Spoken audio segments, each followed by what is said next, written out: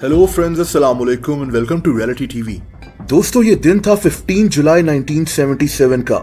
Saudi अरब में जद्दा शहर के करीब एक लड़की को सजाए मौत दी जा रही थी, लेकिन ये कोई मामूली लड़की नहीं थी। ये एक शहजादी थी, सऊदी अरब के शाही खानदान की एक शहजादी। इसकी उम्र सिर्फ 19 साल थी। इसका नाम प्रिंसेस मिशाल बिनते फहद था। लेकिन ऐसा क्या हुआ कि एक सऊदी शहजादी को सरेआम सजाए मौत दे दी गई? इसका कसूर क्या था?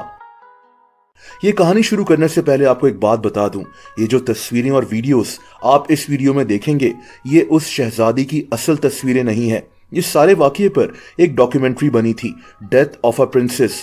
ये तस्वीरें उस डॉक्यूमेंट्री से ली गई हैं जिसमें एक एक्ट्रेस ने इस शहजादी का रोल प्ले किया था। प्रिंसेस मिशाल की असल तस्वीरें कभी सामने नहीं लाई गई थीं।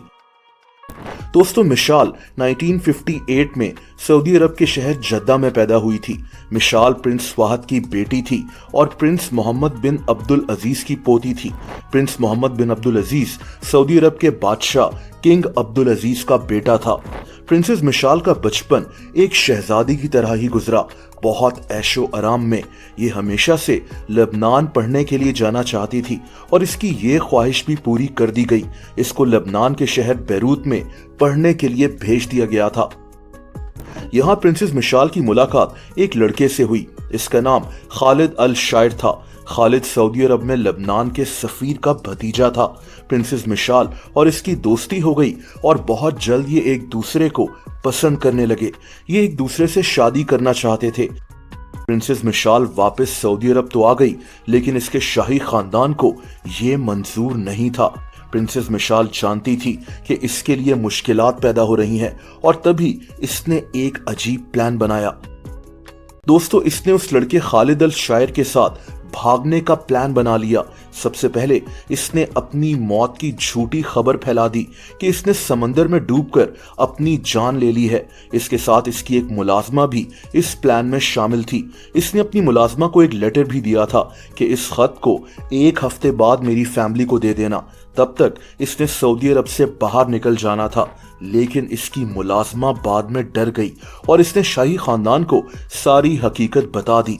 असल में प्रिंसेस मिशाल का प्लान ये था कि ये खालिद के साथ फेक पासपोर्ट्स बनवाकर सऊदी अरब से निकल जाएगी।